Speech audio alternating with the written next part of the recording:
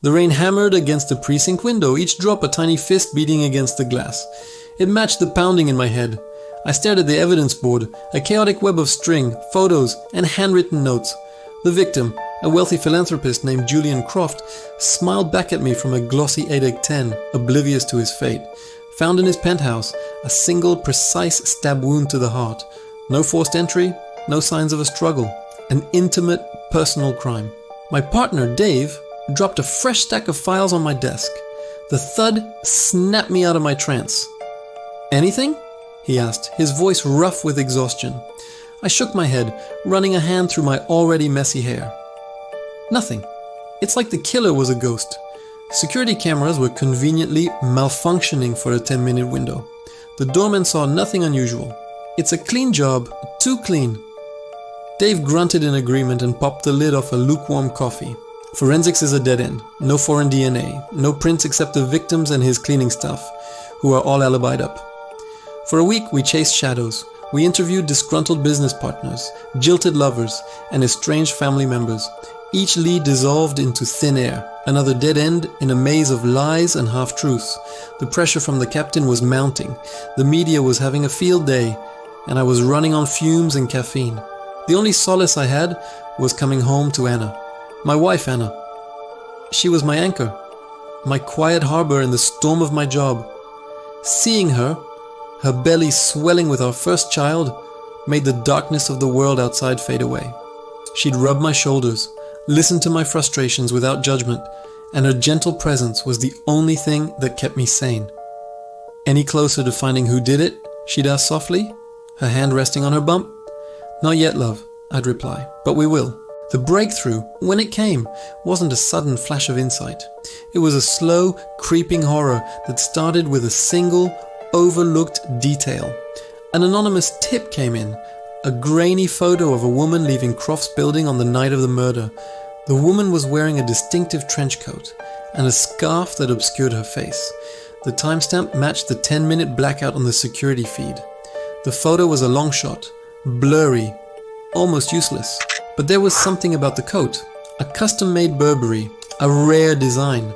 I started digging, pulling strings, calling in favors at high-end department stores. The search was a needle in a haystack. Days turned into another week. I was losing hope, thinking it was another false lead. Then I got a call from a boutique manager in the Upper East Side. "Detective Miller, you asked about a specific Burberry coat. We only ever sold one, a special order." My heart hammered against my ribs. "Who bought it?" I asked, my voice tight. There was a pause on the other end, the rustling of paper. "Let me see. Here it is. The purchase was made 6 months ago. The name on the receipt is Anna Miller." The world tilted. The name echoed in the silent squad room, my own wife's name. It had to be a mistake, a coincidence. There could be other Anna Millers, but the address on the receipt was mine. My blood ran cold. I stumbled back from my desk, my legs threatening to give out. No, it wasn't possible. Not Anna. My sweet, gentle Anna. I drove home in a daze.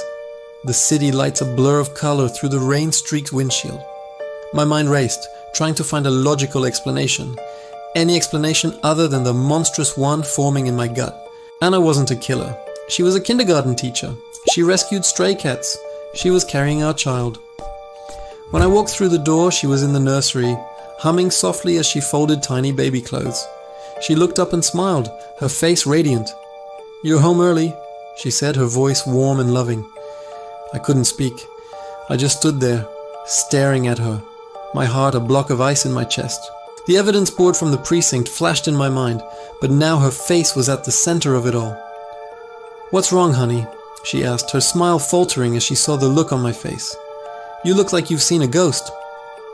I swallowed hard, the words catching in my throat. "Anna, where were you last Tuesday night?" Her brow furrowed in confusion. "Last Tuesday? I was here, of course. We had dinner, remember? You were late." I had been late. I was stuck at the precinct, staring at Julian Croft's dead face. My gaze drifted to the closet in the hallway. I walked towards it, my movements stiff, robotic. "What are you doing?" she asked, her voice laced with a growing anxiety. I didn't answer. I pulled the door open. And there it was, hanging amongst her other coats, the Burberry trench coat from the photo. A single, dark stain was barely visible on the cuff.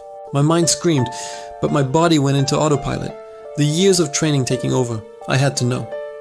I took the coat to the lab myself, telling the technician it was a new piece of evidence from an anonymous source. The wait was torture.